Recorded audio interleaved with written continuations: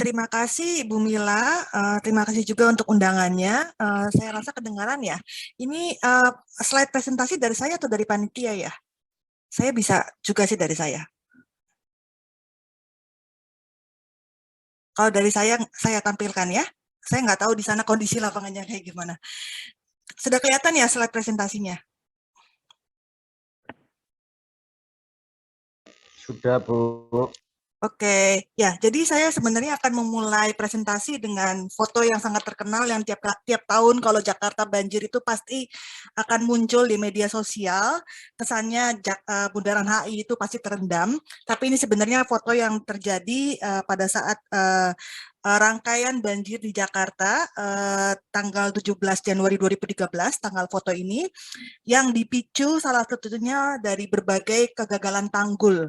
Termasuk tanggul yang roboh, mulai dari di Muara Angke, ini ya kalau secara kronologi, lalu juga di sisi barat juga ada, sisi timur sebetulnya juga ada kalau dicari ya, dengan berbeda tanggal gitu. Nah, dan akhirnya akumulasinya adalah saat banjir Kanal Barat yang jaraknya cuma sekitar sekitar 500-600 meter dari Bundaran HI lokasi jebolnya itu. Dan akhirnya seperti ini, sebenarnya panjang sampai Tamrin Sudirman mungkin sekitar 2 kilometer, dan menjadikan kayak arus yang sangat kuat sekali masuk ke dalam gedung yang namanya UOB Tower. Saat itu baru bangun, baru selesai konstruksi dan baru dioperasikan, dan ada korban jiwa banyak karena air bahnya itu masuk ke dalam gedung basement gitu, jadi kayak menyapu semua basement. Dan di teman-teman saya yang tinggal di dekat banjir Kanal Barat juga testimoni bahwa airnya itu sangat deras seperti arung jeram, dan itu terjadi dengan seketika tanpa peringatan. Jadi ini rangkaian gagalnya tanggul itu gak cuma ada di pesisir, tapi juga ada di sungai di tengah-tengah gitu ya, di Jakarta Pusat ini kalau dilihat ya. Dan Jakarta sendiri sebenarnya sudah sejak lama dibangun dengan sistem polder. Sekitar setengah wilayah Jakarta, mungkin kurang dari setengah, mungkin sepertiga atau 2/5 wilayah Jakarta itu terencanakan dengan sistem polder yang merupakan warisan dari pemerintah kolonial dan dikembangkan juga sampai dengan sekarang. Totalnya itu ada 66 sistem polder, dengan 2/3-nya itu disebut existing polder, berarti sudah dibangun sebelumnya tapi ada yang belum optimal, dan sekitar sepertiganya itu ada yang baru gitu. Memang semuanya belum beroperasi gitu. Jadi ini yang kurang lebih pengalaman di Jakarta. Curah hujannya ya nggak spesial amat gitu ya. Selama tentu saja Januari adalah musim hujan, kita semua tahu. Tapi jika dibandingkan dengan rekor-rekor Jakarta terkait hujan, dia itu sebenarnya biasa aja ya. Memang ada 9 titik di wilayah Jakarta yang mengalami curah hujan sekitar 100 sampai 140 mm per 24 jam gitu. Itu kategorinya sangat deras ya.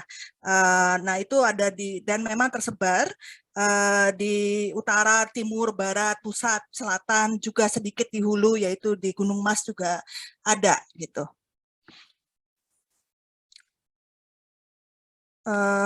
Oke. Lalu sebentar ya, sebentar ini karena saya jadi co-host, saya kerap kali dapat terima pemberitahuan ada orang masuk, sorry ya. Nah itu yang terjadi di Jakarta. Nah dan tapi sebenarnya di Jakarta sendiri itu seperti kayak mencari gara-gara gitu sampai akhirnya dia banjir. Contohnya yaitu adalah kerap sekali terjadinya pelanggaran tata ruang lalu diputihkan. Misalnya dalam tempo waktu sangat singkat, misalnya sekitar 15 tahun, 6,5% wilayah DKI itu terutama totalnya ruang terbuka hijau yang total yang 6,5% wilayah DKI itu berubah jadi kawasan permukiman. Dan ini ya, kalau menurut RT RW 85/2005, lalu diputihkan oleh Sutioso di 2010, nah totalnya itu ya dari yang hijaunya banyak di tahun 85-an, lalu berubah di 2010 gitu. Jadi RT RW-nya itu mengikuti pelanggaran tata ruang yang ada di masa sebelumnya gitu. Dan itu rupanya macam-macam, ada di Jakarta Utara sampai juga di Jakarta Barat dan di Jakarta Pusat, mulai dari Kelapa Gading, Pandai Indah Kapuk, Sunter, Senayan hingga di Tomang, Jakarta Barat. Jadi memang besar dan masif dan ada di mana-mana, termasuk juga perubahan tata ruang besar-besaran di Jakarta Selatan yang seharusnya banyak daerah resapan. Nah, dan sekarang pun dilanggengkan masih terjadi gitu ya. Jadi ada perubahan kecil-kecil yang memanfaatkan ada Asian Games, ya udah Asian Games ya. Jadi kita bikin ruang hijaunya diperkecil di kawasan GBK, lalu nanti bisa dibangun kafe, gedung parkir dan sebagainya. Jadi nggak perlu heran kalau misalnya sekitaran Senayan itu air hujannya itu sulit mencari tempat gitu ya. Mau sebesar apapun gorong-gorongnya, karena memang ruang hijaunya makin lama makin menyusut gitu. Tempat resapan airnya pun makin lama makin menyusut. Kalau mau bikin sumber resapan diprotes juga, dan juga ada yang spesifikasi teknis itu tidak mendukung gitu. Jadi sementara kalau misalnya kita lihat Jakarta itu kan bagian dari segmen Sungai Ciliwung ya. Jakarta itu ada termasuk dalam 3 segmen dari total 5 segmen. Saya rasa sama seperti seluruh kota pesisir di Jawa. Saya nggak tahu nama nama dasnya Semarang, pasti ada namanya juga. Pasti juga bagian dari segmen. Jadi apa yang terjadi di pesisir itu akan dipengaruhi oleh apa yang terjadi di hulu. Cuma ya uniknya untuk kasus Jakarta yang tadi ya, kalau saya balik ke kasus ini, mulainya itu ada di tengah-tengah Jakarta, tapi karena pada saat sekitar 2 hari kemudian itu purnama, di Muara Baru yang warnanya oranye itu rob gitu. Jadi banjirnya itu nggak kemana-mana, nggak hilang selama kurang lebih 2 minggu gitu. Dan perlu dipompa besar-besaran ke Waduk Melati, dan dari Waduk Melati ke arah Waduk Pluit yang warnanya oranye itu airnya nggak bisa kemana-mana gitu. Jadi Pluit perumahan kaya gitu ya, dan Muara Baru yang isinya banyak pekerja pabrik, nelayan, pengolah ikan dan sebagainya itu sama-sama tenggelam gitu. Pompanya di Pluit pun yang mau ada sekitar 6-7 rumah pompa besar yang dibangun secara swadaya oleh orang Pluit, itu akhirnya nggak bisa mengalirkan air karena sungainya penuh, lautnya pasang, waduknya juga tinggi, air dari hulu pun ada terus gitu akibat dari tadi tanggul-tanggul kanal yang gagal gitu. Nah itu selama 2 minggu kurang lebih sebagian besar wilayah Jakarta tuh terendam, terutama yang paling parah itu yang di Pluit dan Muara Baru gitu. Nah, jadi kalau di Jakarta itu ya seakan-akan sengaja direncanakan gitu kerusakannya. Jadi sengaja digerus ruangnya, lalu ruang terbuka biru atau yang sungai dan segala macam itu tinggal 2%. Sementara yang terbangun itu mau jalan, mau perumahan dan sebagainya total 89% dari wilayah Jakarta. Lalu di saat bersamaan topografi Jakarta tuh datar. Saya rasa nggak ada kalau datar tuh ya sekarang kalau Bapak Ibu ada aqua, tumpahkan saja sedikit aquanya, kan airnya nggak bisa kemana-mana ya. Nah ini kurang lebih seperti begitulah di Jakarta. Jadi perlu waktu untuk meresap, kalau nggak ada ruangan meresap ya udah airnya nggak kemana-mana. Nah ini juga yang terjadi, ini sebenarnya visualisasi dari Future City Lab gitu ya, misalnya kondisi 72, Das Ciliwung tuh masih banyak yang hijau, lalu makin sekarang tuh yang tahun 2015 nomor B itu merah, itu makin banyak permukiman dan seakan-akan tuh ya memang diperbanyak gitu, dengan apalagi nanti dengan adanya kereta cepat ya yang memang melewati salah satunya melewati Das yang ada gitu. Nah, jadi di Jakarta itu sebenarnya hujannya tuh macam-macam gitu. Ada yang akibat hujan lokal, yang hujan lokal juga bisa tinggi. Tahun 2020 kita ngerasain rekornya 377 mm per 24 jam di kawasan Halim. Ya akibatnya ya banjir gitu sekitar 60% wilayah Jakarta, lalu kiriman juga karena topografi dan bagian dari das, lalu ada rob, tadi tanggulnya gagal, satu-satu gagal, walaupun curah hujannya biasa-biasa aja juga bisa bikin banjir selama 2 minggu, dan kombinasi semuanya di atas gitu ya. Nah itu yang terjadi di 2013, di 2000 dan 2007. Nah, tapi solusi pemerintah ya begini gitu loh, bikin tanggul lagi di sebelah kiri, misalnya tanggul Sungai Ciliwung yang masih alami berkelok-kelok, direncanakan dibuat sodetan lah, diperbesar, diluruskan dengan beton dan sebagainya. Yang padahal kalau misalnya curah hujannya lokal tinggi, ya akan banjir di sekitar permukimannya, lalu airnya nggak bisa balik ke sungai karena akibat tanggul-tanggul itu. Lalu juga membuat ini ya, apa namanya istilahnya NCICD sempat istilahnya kayak tanggul raksasa di tengah laut ya, sempat gambarnya kayak Garuda, sempat gambarnya kayak yang lain, lalu namanya berubah-berubah jadi IFSP dan sebagainya gitu. Ini namanya sekarang apa kalau nggak salah flood safety project or something, sekitar kurang lebih seperti itu. Yang intinya sebenarnya sama seperti mirip kayak tanggul Semarang Demak ya, bikin jalan tol dan tanggul yang besar di pesisir Teluk Jakarta gitu dengan harapan bisa melindungi pesisir Jakarta secara keseluruhan. Nah, tapi sebenarnya apakah demikian ya?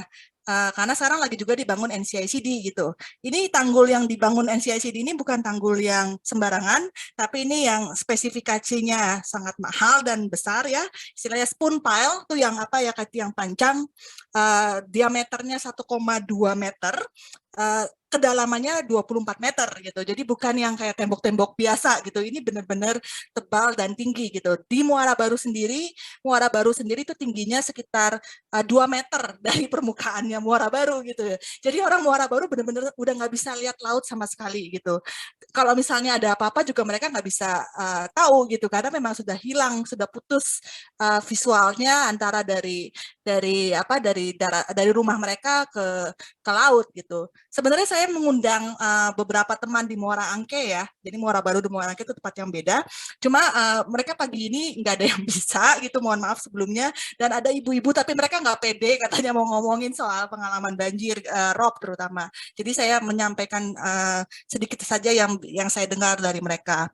Nah ini pada saat yang banjir tahun 2015 saat itu ada hujan lokal dan juga ada kiriman dari bukan 2015, ini tahun 2016 ada hujan lokal dan juga ada kiriman dari hulu gitu ya. Jadinya begini juga, yang kelihatan dari sisinya itu adalah tanggul-tanggul yang tingginya sekitar 1,8 meter dari permukaan jalan, tapi karena ada hujan lokal ya airnya nggak bisa kemana-mana gitu. Nah ini yang terjadi di sungai gitu. Nah ini yang tadi ya saya cerita tanggulnya span pile bulat 1,2 meter, tebal, tingginya kedalamannya 24 meter.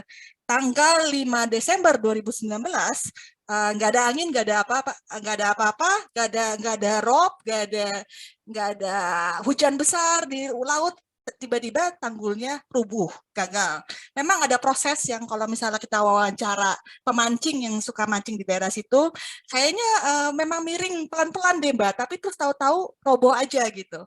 Nah ini yang terjadi, ini ada di Pelabuhan Muara Baru, jadi ini ya kalau kelihatan yang di belakangnya pun ada tanggul yang lama, jadi ini double tanggul gitu. Tapi dia ini akhirnya roboh. Waktu itu Kementerian Pekerjaan Umum janji katanya akan melakukan penyelidikan, kenapa tanggul yang katanya kuat itu bisa roboh juga, bisa gagal juga gitu. Cuma bedanya karena belakangnya masih ada tanggul yang lama, jadi dia nggak meluap kemana-mana. Plus ditambah lagi itu bukan dalam kondisi rob seperti yang Semarang gitu. Jadi ini seharusnya apa kita berpikir ulang nih soal apakah benar, apakah tanggul itu hanya satu-satu solusinya gitu. Apalagi kalau lihat di Jakarta sudah segitu banyak pengalaman dengan tanggul dan nggak ada pengalaman yang manis gitu ya. Ada juga yang gagal kayak gini, ngegusur orang seperti di Kampung Pulo dan Bukit Duri dan sebagainya. Nah ini juga yang kalau di kawasan elit ya, misalnya Pantai Mutiara, dia ada bersebelahan dengan Muara Baru, dekat Pluit. Ini adalah reklamasi modern pertama tahun 90 yang dibangun oleh developer. Dia juga langganan tanggul gagal gitu. Padahal mereka tuh nggak berhadapan langsung dengan Laut Jawa gitu. Cuma ya itu setiap 5 tahun 4 tahun sekali kalau dicari aja di Google tanggul Pantai Mutiara gagal atau tanggul Pantai Mutiara jebol, itu kerap kali muncul gitu. Dan lucunya lagi salah satu gubernur DKI itu rumahnya di Pantai Mutiara gitu. Tapi ya tidak ada perbaikan yang signifikan terhadap yang maupun yang struktural terhadap apa yang terjadi di Pantai Mutiara gitu. Jadi ya sama, mereka cuma ninggin tanggul, kalau misalnya roboh dikasih pasir atau apa, sama seperti yang di Tanjung Mas kemarin, lalu ditinggikan, dikuatkan, dan terus-menerus begitu, dan berulang. Nah, ini skenario bikin tanggul itu sebenarnya dihitung oleh orang gitu. Ada konsultannya, misalnya Deltares dari Belanda. Mereka udah ngitung nih ada land subsidence terjadi di Dan Mogot. Lalu mereka memperkirakan bakal ada terus. Jadi inilah yang akhirnya keluar kemana-mana bahwa Jakarta akan tenggelam. Skenario maupun perhitungan yang dibuat di tahun 2000, misalnya ini kalau nggak salah tahun 2015, kalau misalnya rate-nya turun terus, maka tahun 2050 itu akan tenggelam gitu. Jadi ini subsidence skenario inilah yang dipakai berulang-ulang jadi berita, jadi alasan gitu Jakarta tenggelam. Nanti makanya Indonesia perlu punya ibu kota baru. Nah, ini yang juga masjid ini juga menarik nih. Masjid ini yang digambar ini dipakai berulang-ulang juga untuk menggambarkan apa namanya Jakarta tenggelam gitu ya. Padahal ya ini ada cerita yang sesungguhnya. Kenapa masjid ini dalam kondisi seperti ini gitu. Jadi ini kan masjid ini berada di Pelabuhan Muara Baru milik Kementerian KKP ya. Saat itu memang ada pengembangan oleh Kementerian KKP dan mereka memutuskan untuk membangun tanggul. Nah, lokasi tanggul yang dipilih oleh Kementerian KKP itu berada di sisi barat dari masjid atau ada bukan di sisi dekat lautnya, tapi jadi laut, masjid, baru tembok gitu loh. Nah, jadi memang secara desain memang si masjid ini memang nggak dilindungi tanggul gitu.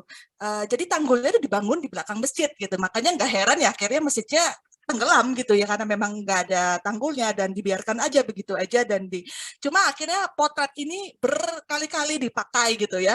Kesannya Jakarta tuh semua kayak gini padahal ini memang secara desain tuh disengajakan untuk ditinggalkan gitu daerah itu gitu tanpa ada treatment apapun. Nah, ini menariknya bagaimana suatu cerita kejadian dan policy itu direproduksi ulang gitu dalam kisah yang lain gitu. Nah, akhirnya menjadi narasi yang lain gitu. Nah, pada kenyataannya ya, sayangnya data ini nggak dipublikasikan umum oleh Kementerian PU. Ini saya dapat dari kayak saya dapat kiriman presentasi dari Kementerian PU mengenai monitoring penurunan muka tanah di Jakarta gitu. Jadi tiap tahun tuh pemerintah tuh monitoring sebetulnya, punya sumur-sumurnya di mana-mana. Nah, tahun 2010, maaf agak hitung nggak gitu jelas, tahun 2010 itu terjadi perlambatan penurunan sampai akhirnya dia agak datar gitu. Memang sih tahun 2000 dia kayak meluncur bebas gitu. Tapi tahun 2010 dia akhirnya kayak melandai gitu. Nah, tapi ya kalau di skenario yang muncul dan dipakai media dan terus-menerus dipakai, yang seperti ini gitu, pasti akan meluncur bebas gitu loh. Padahal secara monitoring kalau dilihat terus ya sebenarnya enggak gitu. Ini bukan berarti subsidinya berhenti, dia masih ada dengan derajat lebih kecil dan dia juga pindah gitu. Jadi dalam gambar yang lain ada ketahuan posisinya berubah gitu, ada di mana lagi. Ini sebabnya bisa macam-macam. Ada yang penghentian penyemprotan air tanah dalam, ada yang memang mungkin secara geologis berhenti dan segala macam gitu. Nah, tapi ini contoh aja sih bahwa policy yang ada itu belum tentu dia sesuai dengan kenyataan ataupun sesuai dengan kondisi yang ada gitu. Nah, kadang-kadang yang dipakai itu sesuatu yang nggak ada hubungannya dengan solusi gitu. Nah, jadi memang pada intinya yang terkait dalam pembangunan infrastruktur terkait banjir, ini tuh sebenarnya selalu dilihat sebagai solusi yang teknis gitu ya. Kesannya apa ya? Kesannya bisa steril gitu. Padahal dia adalah suatu proses ataupun hasil ya. Kayak misalnya perubahan tata guna lahan di Jakarta ataupun di Semarang ya, atau keputusan reklamasi di Jakarta atau di Semarang, itu kan bukan proses yang teknis ya. Itu pasti proses yang dari kekuasaan gitu. Perpres tahun 95 di Jakarta itu dikeluarkan langsung oleh presiden dan bisa mengalahkan semua undang-undang termasuk undang-undang tata ruang dan lainnya gitu. Itu kan proses yang kekuasaan gitu. Sementara solusi teknis itu dia seakan-akan meniadakan hal-hal yang kekuasaan itu gitu. Hal-hal yang basisnya dari politik dan kuasa gitu. Nah, ini yang seharusnya jadi masukan buat buat kita ya yang bergerak di bidang ini, bahwa kita harus memperhatikan juga segi political ekologi yang ada di dalam landscape ini. Nah, kami sih sebenarnya tadi kan ini sedikit yang kami lakukan ya. Jadi kami curi kesempatan gitu. Masyarakat sipil bisa apa? Orang miskin bisanya digusur aja. Nah, lalu kami bisanya apa gitu? Ya kami curi kesempatan. Kami mempelajari cara kerja pemerintah, cara kerja mereka mengubah narasi. Lalu kami cari kesempatan. Dari mana sih kita bisa masuk supaya orang miskin nggak kegusur, supaya mereka tetap tinggal di situ. Nah, misalnya curi kesempatan yang pertama misalnya kampung akuarium yang sebetulnya nggak pernah kena rob gitu, tapi kami memakai kesempatan pembangunan kampung akuarium ini untuk ngasih tahu bahwa kampung susun itu bisa basisnya memanfaatkan air hujan, retensi, detensi dan sebagainya gitu. Nah, ini contohnya di kampung akuarium. Lalu yang Muara Angke yang langganan banjir rob sampahnya udah kayak gimana, jadi kondisinya seperti ini. Pada saat Pemprov DKI bikin kegiatan strategis daerah, ada 6-7 kegiatan strategis daerah, mulai dari perluasan pelabuhan, bikin Jakarta Sewer System untuk pengelolaan air limbah, bikin tembok tanggul laut lagi dan segala macam ya kami memanfaatkan kesempatan juga. Oke, kamu bisa bikin segala itu, tapi permukiman warga itu harus diperbaiki gitu. Dan akhirnya kami kayak negosiasi sama mereka dan bikin proses partisipatif dengan marga. Kenapa ini ya? Ya, ini untuk melakukan konsolidasi lahan gitu. Ini saya kurang satu slide sebenarnya. Akhirnya dari sini kami bikin konsolidasi tanah, warganya lalu membuat permukiman, lalu kami negosiasi dengan mereka, dengan Pemprov DKI, bikin panduan rancang kotanya bagaimana nih supaya nggak menggusur warga, tapi proyek-proyek kamu tuh tetap ada gitu. Jadi kami mencuri kesempatan dari kalau misalnya kalian tetap mau bangun bisa gitu loh, tapi yang warga ini juga tetap harus dibangun juga kondisi permukimannya gitu. Lalu yang Kampung Marlina yang tiap tahun blesek gitu ya, subsidence gitu. Ini juga kami juga kayak semacam perbaikan rumahnya tuh sampai udah mungkin sama ya kayak yang di Demak gitu ya, yang plafonnya udah cuma beda 1 meter dari jalan gitu. Nah, ini kebetulan kami dapat hibah lalu juga ada dana warga gitu ya. Mereka melakukan perbaikan rumah setapak-setapak gitu. Dan akhirnya dia satu jalan gitu. Cuma bedanya dia juga ada perbaikan infrastruktur juga. Termasuk agar rumahnya itu lebih sehat gitu, dia mundur dari jalan, nggak dempet sekali, dan juga supaya ada masuk udara dan sebagainya. Nah, itu sih sekilas dari pengalaman saya. Semoga ada feedback dari Semarang juga. Terima kasih.